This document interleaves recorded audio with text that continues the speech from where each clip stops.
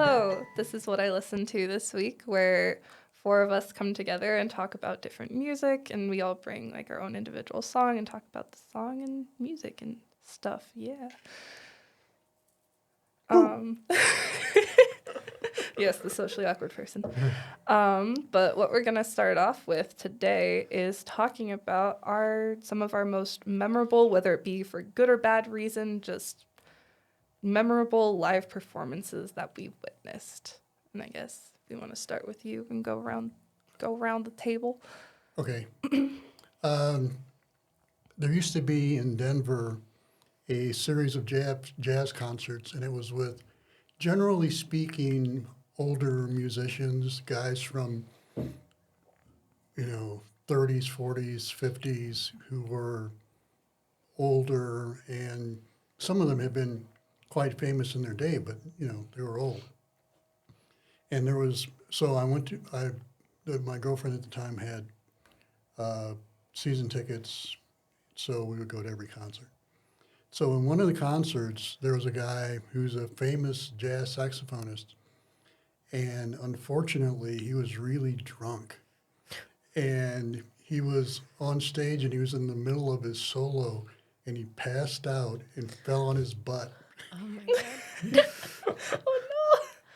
So some of his fellow musicians just came and picked him up and sort of slapped him around a little bit, and he woke up and he finished his solo. Wow, Oh my that's God, crazy. it's professional. Okay, Yeah. then. What a pro. Wow. What was the venue? It was at the Paramount Theater. Oh, the Paramount. Okay, yeah. Cool. Cool. That's memorable. Who's next? We want to go. You are, Just Sergio. go around the table. I think that one of the most memorable ones was actually the last concert I went to, which was Lord Huron. I don't know how to say it. I say Huron. At Red Rocks. I actually didn't really listen to any of their music prior to going to the concert. So then I spent a week just going through all their albums. But the set design was just extremely memorable. They did this desert themed, which is symbolic of what their last album is kind of about. But it was just really cool. It was just really well done. I kind of just wanted some of that artwork and light up cactuses in my living room, and it was just really cool. So that was just one of the more memorable ones for me. I think my most memorable, I don't remember what year it was, but I was in high school, so it was a long time ago. But a friend of mine, his dad got us tickets to see Jamie Cullum at the Paradise in Boston. Do any of you know who that is? Yeah. You know that. Okay. So when he first started out, it was just him, and it was like a jazz trio, right? So it was him and a drummer and a bass player. He plays piano. Now I think he probably plays with a huge band, and it's a whole thing. But at the time, I think maybe his sophomore album had just come out, so he was still pretty early on the scene. So I saw him play at the Paradise, and the Paradise was a relatively small venue in Boston. So it was pretty intimate. It felt sort of like a living room style concert. And I didn't really know too much about him. I knew a few of his songs here and there, but really didn't dive in until my friend was like, "Oh, my dad got these tickets. We should go to the show and check them out." And I just remember standing there and as a piano player watching somebody also playing piano on the stage. I think I was just completely blown away. His energy was unbelievable. Being able to run around a stage and play a song on the piano and then sing and then jump up on the piano and do all these things. It was just, it was quite a show. And it stuck with me. And he was pretty influential to me, I think, through high school because of that. And I think he made me want to perform. Before, as a young kid, I wasn't really necessarily super interested in that. But after seeing him, I was like, oh man, maybe I can do this too. And I think it was a big influence in terms of me continuing to play and going to school for music and all that. But yeah, and I remember him playing, he does a Radiohead cover of the Radiohead song High and Dry, which is like probably hands down my favorite song ever. And I remember like getting a little teary when I heard it at the show. But yeah, it's just something that's always stuck with me. It's always been one of the my favorite shows I've ever seen. Okay. And then for me, probably one of my favorite live performances that I've ever seen was Nate Wants to Battle at Larimer Lounge in 2018. And I absolutely loved it because he like jumped onto stage to the opening to The Lion King, the like that song, and like the Circle of Life. And they had like they started playing the song and it was like the whole lead up and everyone started cheering, and right as like the main vocals kicked in, he like jumped onto stage with a full arm flourish and everything. Just really made an entrance out of it. But also at that same concert, one of my favorite songs of all time is Nightmare by him. That was the very last song he sang at the concert, and it made me oh so happy. Because like I have a lot of emotions connected to that song, so it was a really good feeling. So yeah. Well, great question. So I think we're gonna kick off, get the music going, have to find the playlist. If anyone is listening, you can find the What I Listened to This Week playlist on Spotify. It is public. You should link it in the description. Yes, I will. I have to go all the way down to find. Okay. So the first song is Ignite 2016 League of Legends World Championship song by Zedd.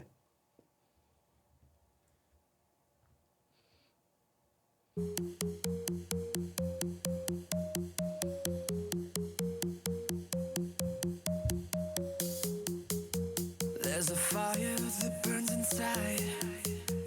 It's an instinct that never lies. The target's tattooed between our eyes.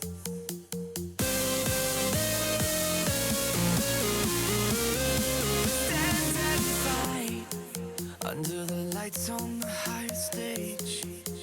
A part of your life they can't take away. Just like the blood running through your veins.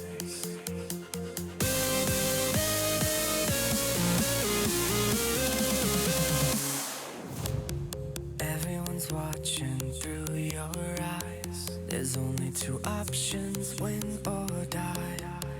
Win or die. Win or die.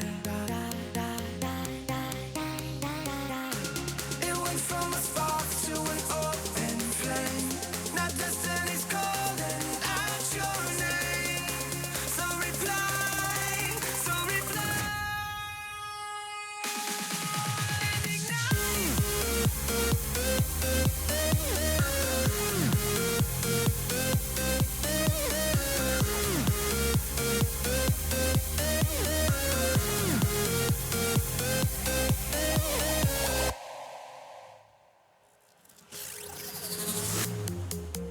There's a power that's underneath, and you can't see it till you believe.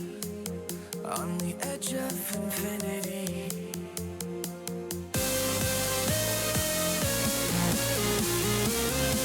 Feel the rush under the lights on the higher stage. A part of your life they can't take away. Just like the blood running through your veins.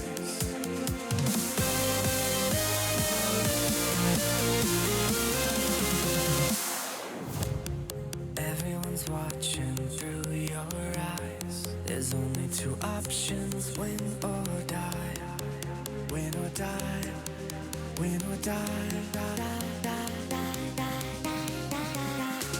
It went from a spark to an open flame. Now destiny's calling out your name. So reply, so reply. Ignite. Ignite.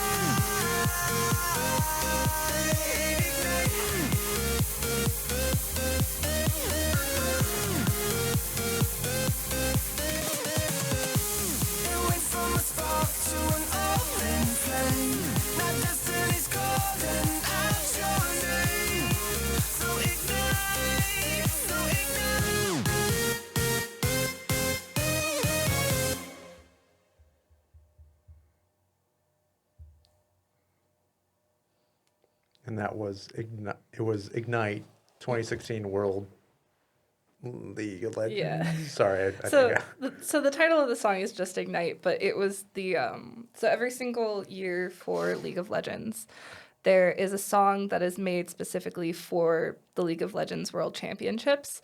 So in 2016, that was the song. For the audience and other people, maybe, can you explain what League of Legends is? Yeah. Thank you. So League of Legends is a computer game specifically on PC. I said computer game. I was going to say video game. But it's this video game specifically on the computer where it's kind of top-down real-time strategy. You have basically a team of 5 versus a team of 5 and 3 lanes kind of going against each other. And the goal is to basically go down 1, all 3, or a mix of the lanes to get to the other team's nexus and explode it. It's very fantasy, and I love it a lot, despite it also being very toxic sometimes.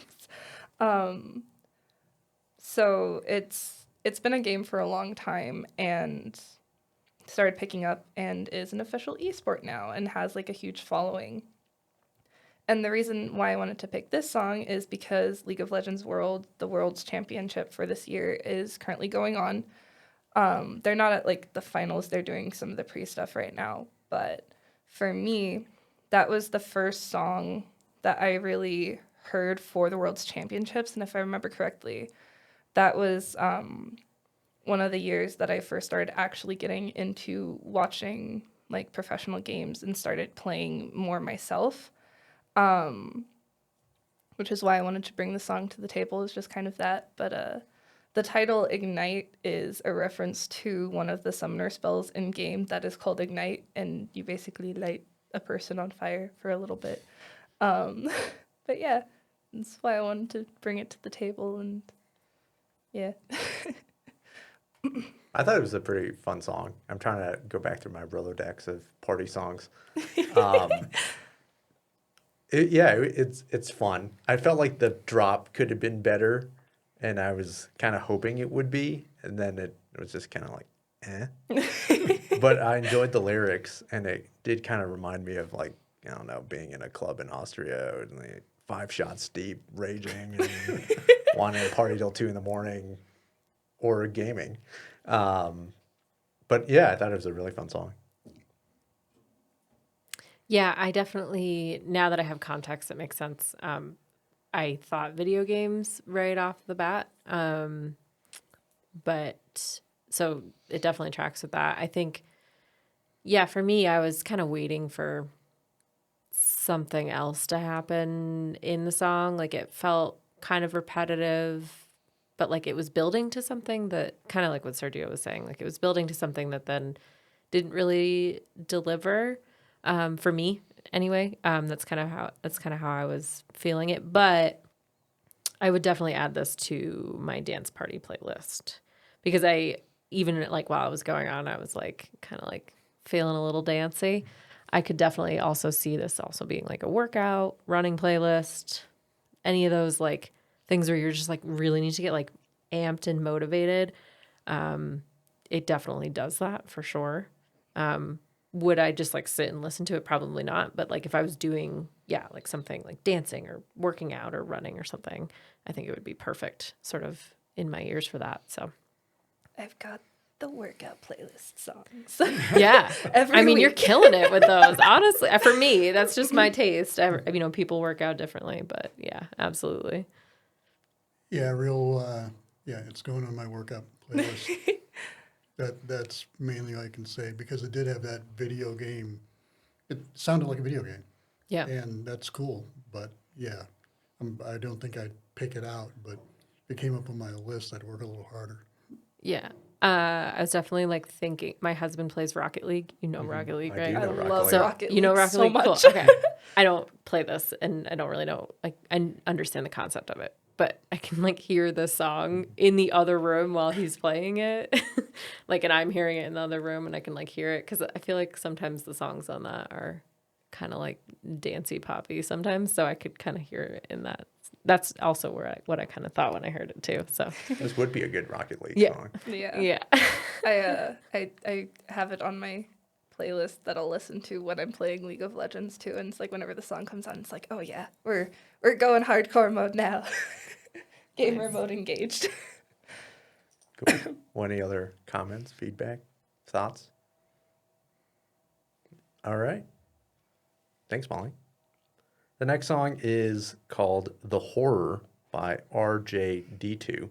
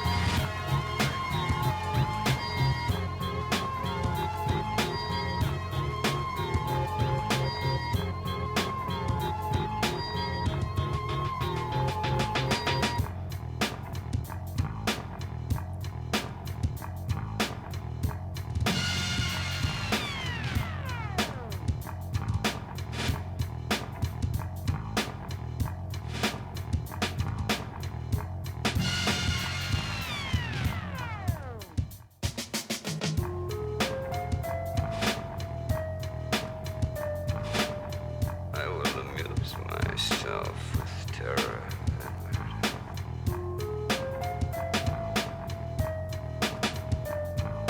From what grave did I come? Of what evil mixture was I compounded? I have the time, all the time I need to put an end to you. You come to find me, to destroy the monster. I am real. No one. No one is safe.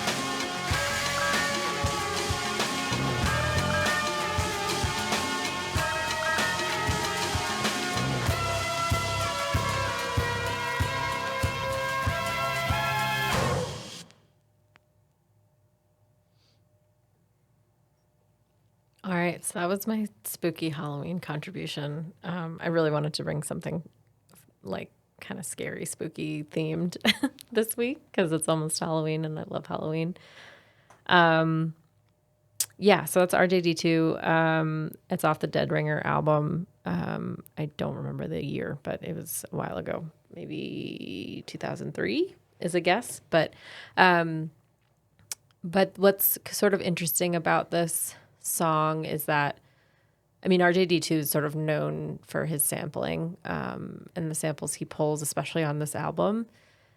And the main theme of the song is actually pulled from a sample from Gershon Kinsley's Hey Hey, I think is what it's called, which is from the 60s. And he was a guy who was, and the Moog fan club will, I'm sure attack for this, but like he was an original sort of Moog front runner, early on, sort of that's what he was known for. And if you go back, you can listen to some of his stuff, and you can listen to the song Hey Hey, which is the main theme sample in this. I was listening to it on YouTube today, and it's sort of spooky in its own way, even though it doesn't sample the same samples as this song. It's just that general theme is very spooky. But it's funny. He does a whole bunch. I mean, he's sort of the Moog king, so he did a whole bunch of things. And he does a version of Paperback Writer by the Beatles, but it's on Moog, and it's like a Moog version of that, and it's very kind of eerie sounding. It's like an eerie version of Paperback Writer, which is kind of interesting. But anyway, that's a whole other rabbit hole that you can fall down. But I tried to do kind of a deep dive to figure out what samples were in the song. So I don't know if the movie buffs would know. I feel like I've read one place that it's from Frankenstein. Is that right? Yeah. It okay. is the old school Frankenstein. That's what I thought. Okay. I was going to talk about that. Yeah, but please do. I read that it was Frankenstein. I also read that there were some Twilight Zone samples in there, which I've watched a fair amount of Twilight Zone, but I couldn't think of the exact episodes, or I wasn't ringing a bell. I also read somewhere that it samples the Scooby-Doo theme song. I do not hear that. So if any of you heard that, I would love to know. But I listened to this so many times today to try to figure out, I'm like, is it in there? And I guess maybe in sort of a deep layer, it's somewhere in there. But yeah, so basically I chose it because this is one of my favorite songs to listen to, as I'm putting up Halloween decorations. I have it on my Halloween playlist. Yeah, and it's just memories from college too. I listened to this album a ton when I was in college, so some nostalgia there too. But yep. I guess I'll lead into that as a film buff myself. It was kind of funny because very quickly into it, it's my mind was imagining a music video for it, and it was just kind of some of the trippy old school editing of but clips from the Frankenstein movie was what was coming to my head, and just kind of the kind of trippy, glitchy, rolling back and forth, VCR tape kind of editing, except with the Frankenstein movie. And I was hearing some of those voice clips in the background. I was like, that voice sounds familiar. And then it got to the later part where there was more of the speaking. It's that is straight out of the old school black and white Frankenstein that I watched while I was in film school. And so I was just there was a part of me that was very happy to hear that, and was just very much enjoying the visuals that were coming to my head from that. I think you did a good job of, I felt dread.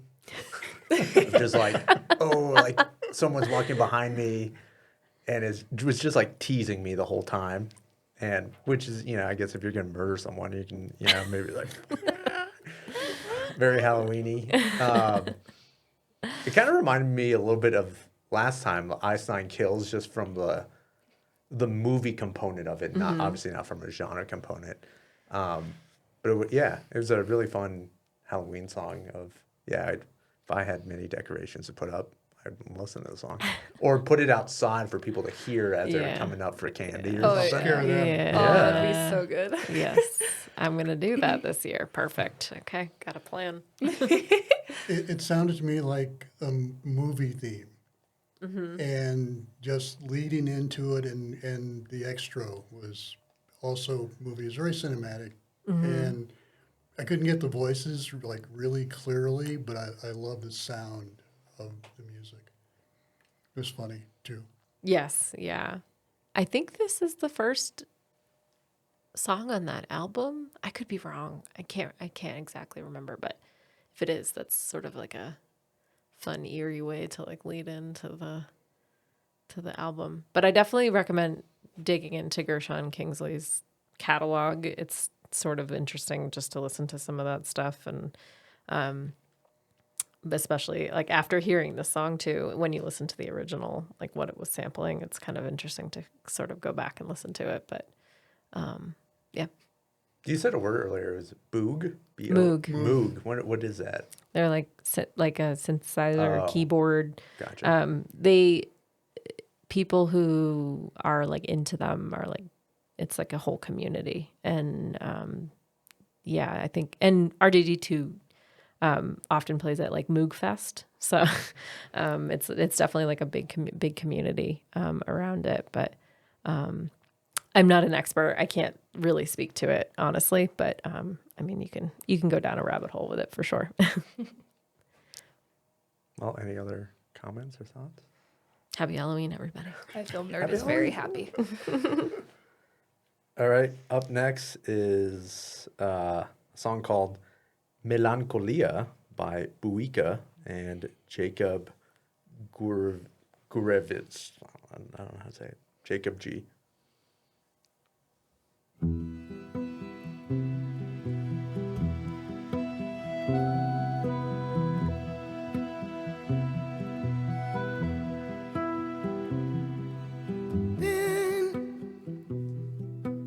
Ahí está la puerta de salida. Ven, pongamos rumbo a las estrellas. Hey, let's fight for love.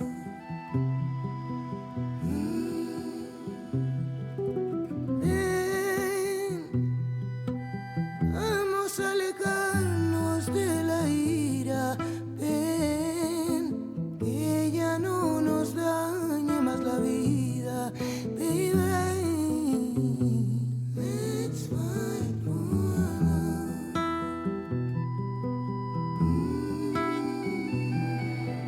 ¿Dónde está el amor? Está el temor. Donde hay temor no hay paz.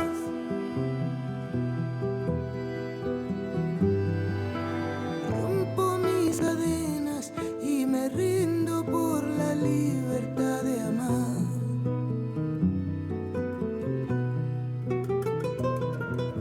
Iré muerte a la costumbre de la melancolía. Iré nuestro mundo de amor, es nuestra alegría.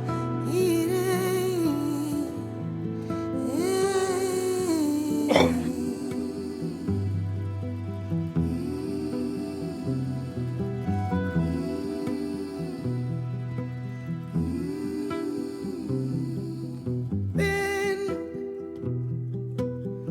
no queda tiempo para dudas.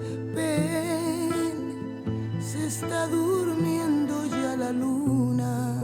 Hey, let's save our-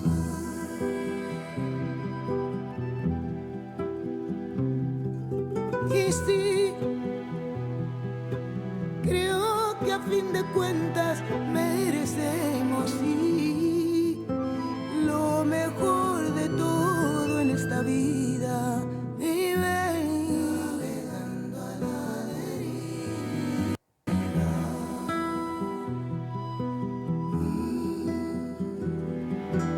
Porque si hay amor, habrá valor y habrá felicidad.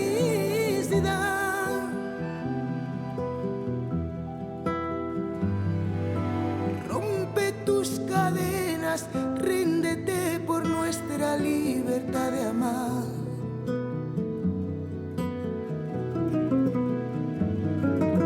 Iré muerte a los misterios y a la melancolía.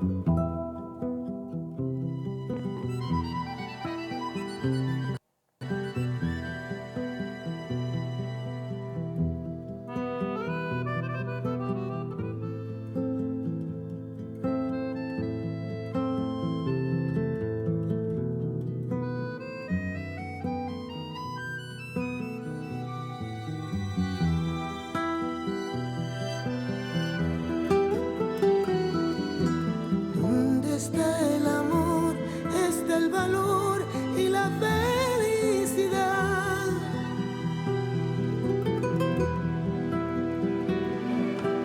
Rompo mis cadenas y me rindo por la libertad de amar. Yo iré fuerte a la costumbre de la melancolía.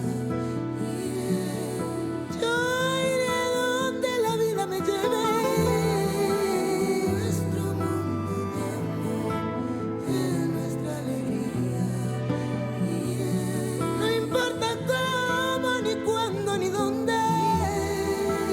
Fuerte a la costumbre de la melancolía. Vamos donde la vida nos lleve. Nuestro mundo de amor es nuestra alegría. No importa dónde.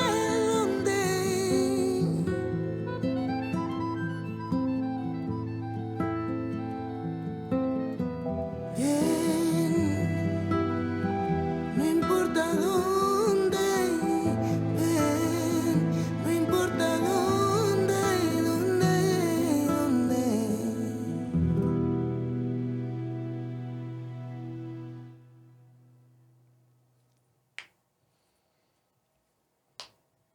So yeah, that was Melancolia by Buika and Jacob G. I first had the, I guess, opportunity of hearing and listening to Buika live in college. And the first time I heard her sing, it made me cry. I just felt so many different emotions with the way she sings, and I didn't think that was possible until I heard her. But this is from her most recent EP. It just came out. It's just Buika and this guy named Jacob Gurevitsch, who's a Danish guitar player. And the way the song was developed was Jacob apparently also saw Buika perform, was moved to tears, and then he composed a song and then reached out to her and they agreed to make the song. There's other variations of it, including like a remix of it, which was kind of weird, and a shorter radio edit, but I thought this one just encompassed just a lot of raw emotion. And I don't know, I just thought it was a beautiful song. Where's she from?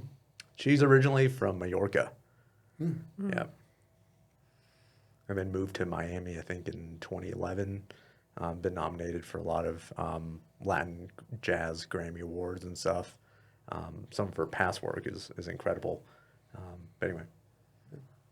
It reminds me of, I mean, the depth. I mean, it's sort of a bolero, sort of a tango. I mean, it has those elements in it.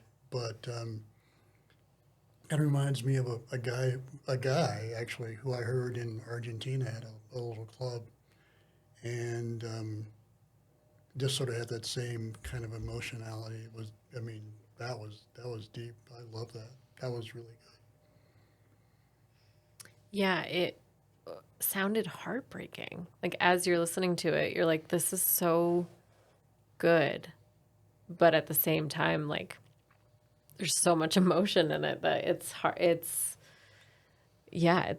intense. It's sort of an intense. I can understand crying the first time, like seeing her sing live. I'm sure. Yeah, I can see that easily being moved to tears for sure. Yeah, it felt really emotionally intense. Like I'm trying to think of like I loved it. I'm trying to think of a situation where I would listen to it and not like I don't know. I feel like I need to be in a good headspace, I guess, to listen to it, maybe to not feel like it's like just pulling me in. Right. But maybe that's just me. But wow, it was unbelievably beautiful. I mean, the singing, but also the guitar too. I loved the sort of like the steady riff that, over and over again. And yeah, it's just absolutely gorgeous, gorgeous, gorgeous music. Yeah, to me it felt very like bittersweet, I guess is the feeling that I would put with it. It just felt very bittersweet the entire time and like, but at the same time very peaceful. And it was like kind of lulling me like to sleep in a good way. It's just like how it felt of just like putting me at peace, but at the same time having that kind of bittersweet feeling in there too. It was an interesting combination of feelings that I was feeling. You said you saw her in college. Was it like you saw her and that's where you first heard her? It wasn't like, oh, you had heard of her and then went to the show? Yeah, I'd never heard of her before, and then it just happened to play at the Maudlin Center for the Arts in Richmond, and we ended up getting tickets. And I don't know if she was well known back in, I think it was 2011, 2012. I think she was just starting to get very popular. Yeah.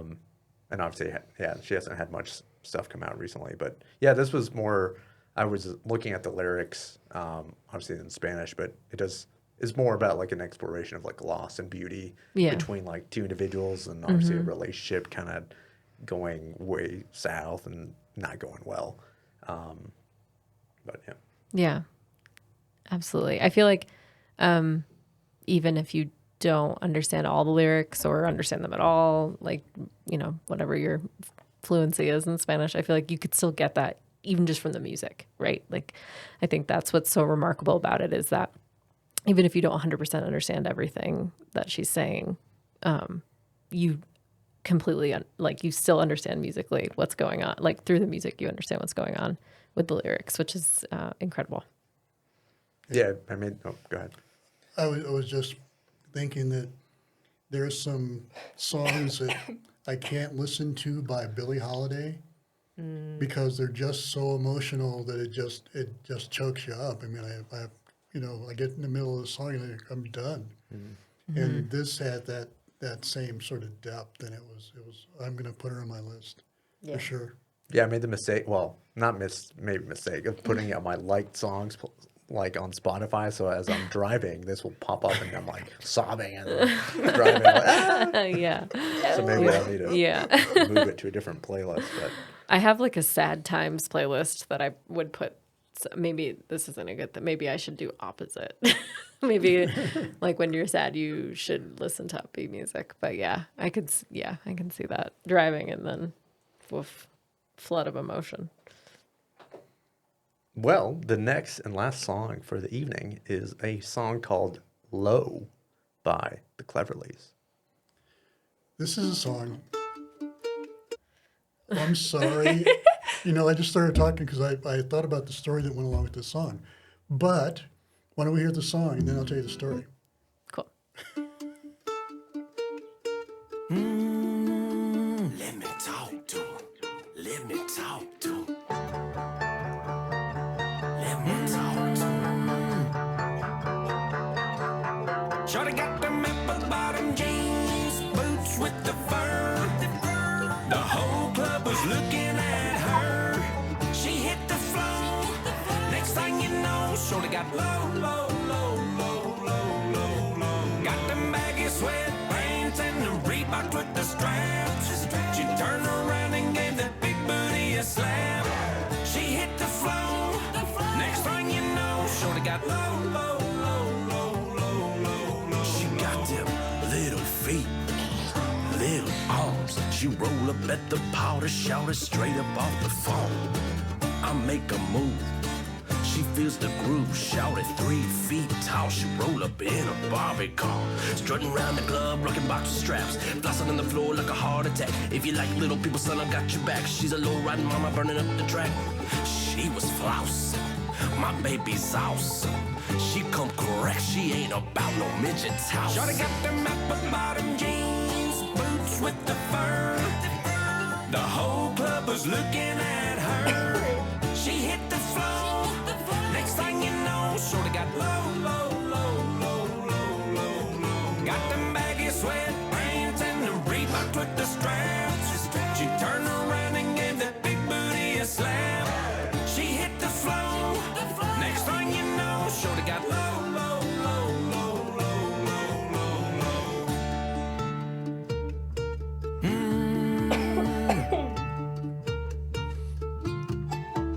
She ain't phony, she ride a pony. Gotta get a step ladder just to fry bologna. Shorty stack, taking me back. They cleverly wearing a half-gown hat, half a rag. Baby got back, digger please, Mac attack. We rockin' front to back. I need my midnight snack. Tic-tac, tallywhack. Shorty, take me home. Shorty got them apple-bottom jeans, boots with the fur. The whole club was looking at her. She hit the floor. Next thing you know, shorty got low, low, low, low, low, low, low. Got them baggy sweatpants and the Reebok with the straps. She turned around and gave that big booty a slap. She hit the floor. Next thing you know, shorty got low, low, low, low, low, low, low, low.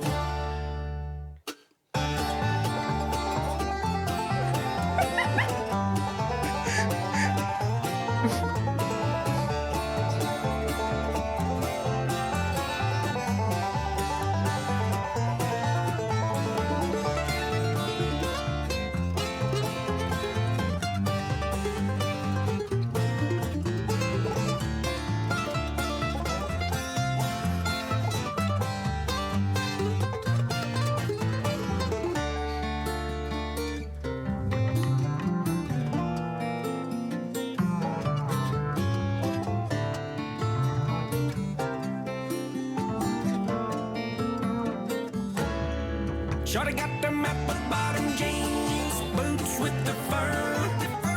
The whole club was looking at her. She hit the floor. Next thing you know, shorty got low, low, low, low, low, low, low. Got them baggy sweatpants and the Reebok with the straps. She turned around and gave that big booty a slap. She hit the floor. Next thing you know, shorty got low, low, low, low, low, low, low, low.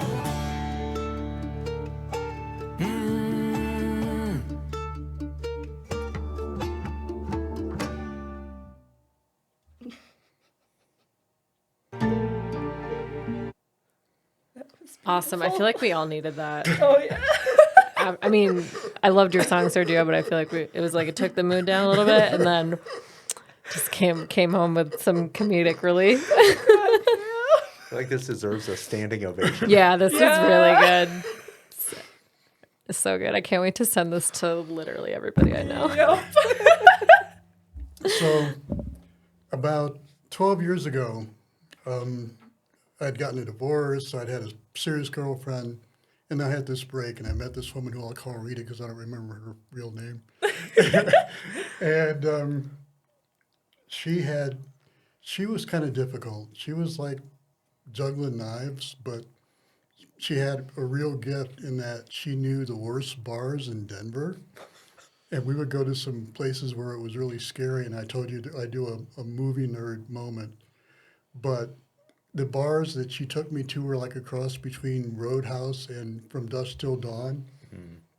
So scary people filled with scary human beings. Oh, God. You know, just really hard bars. But they'd always have a jukebox, and there were always two songs that they would, sometime during the evening, they would play. And one would be Low by Flo Rida, and the other one would be Yeah by Usher.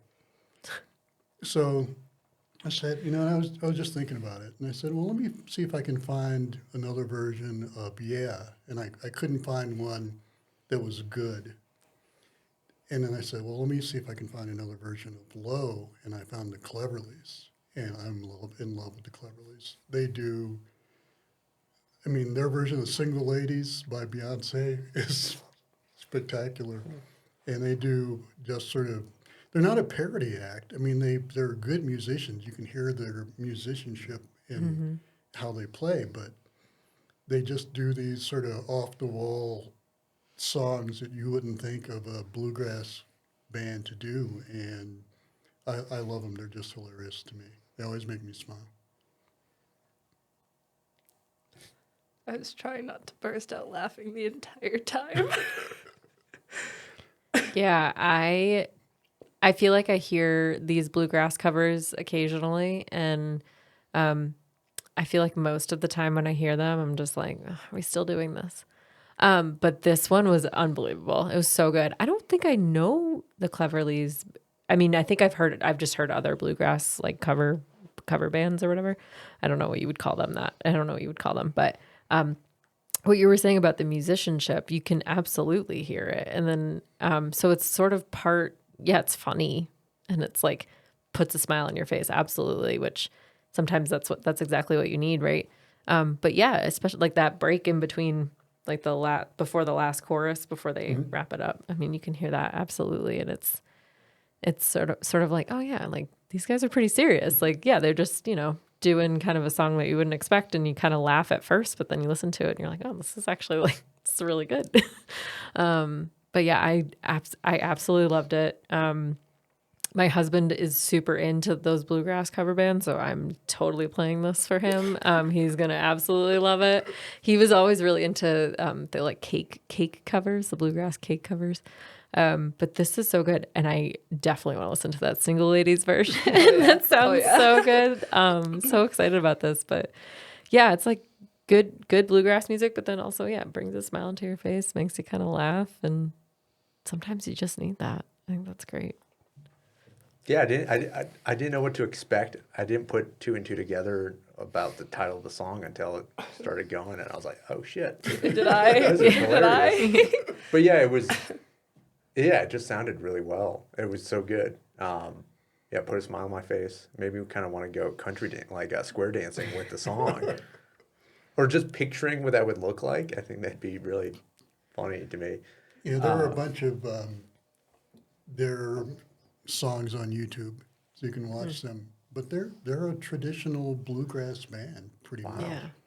But they do different songs. Sure. They do party rock. Their version of party rock is also really good. How many covers of this song did you listen to before finding this one? Like 3. I mean, there's some songs.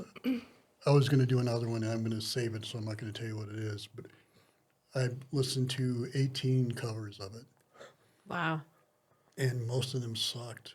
Yeah. Across different genres, or were you particularly looking for like a bluegrass cover of? No, I was just listening for different renditions of songs, and most of them were terrible for this other song, but for this one, this is like the third one, and it was like, okay.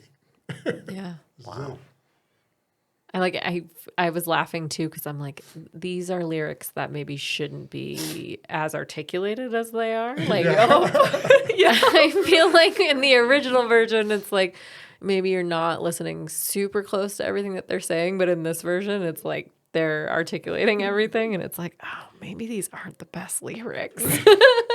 Well, their typical audience, I think, is bluegrass people, and they're just sort of going in to give them kind of a tweak, just kind of shock them a little bit. Yeah. Like mid-set, like, you guys didn't expect this. Yeah. Here it is. Yeah. I love it. Yeah, I had never paid really close attention to the lyrics of that song. Like, whenever it played at, like, high school prom or whatever, I'd just like, oh, yeah, dance song, woo, dancing with friends, whatever. But I had never really heard or thought to look up the lyrics, and I was hearing some of this stuff go on. It's like, that can't be the actual lyrics, can it? It's not the actual lyrics. It's their version. Their version of Okay. it, yeah. Yeah. We should commission them to do a version of Yeah, though. Yeah. because that absolutely needs to be done. And now I like desperately want to hear it. So let's start a letter writing campaign, email writing campaign. Oh yeah. I'm gonna send an email every single day until you agree to my request. Be prepared for spam. Yeah. Well, any other comments or thoughts about that song? Or any other song we listened to this week? I really love that Buika song. Yeah. It's so good. I'm going to put her on my list for Yeah, sure. for sure. You should check out, she has I think it's an album called Menina Lola. I think that song also, will put you to tears. Anyway, yeah, definitely check it out. It was a good your song was a good contrast to my song. That was a think they good all order. Yeah, Yeah. I liked that. That was a great one to end on. Yeah, absolutely. It was perfect. It was a great contrast. Yeah, for sure. Well, thanks everyone for tuning in and listening or watching. Please join us next time. If you have a song request that you'd like us to hear, put it in the comments below. And see you all next time. Bye. Bye. Toodles.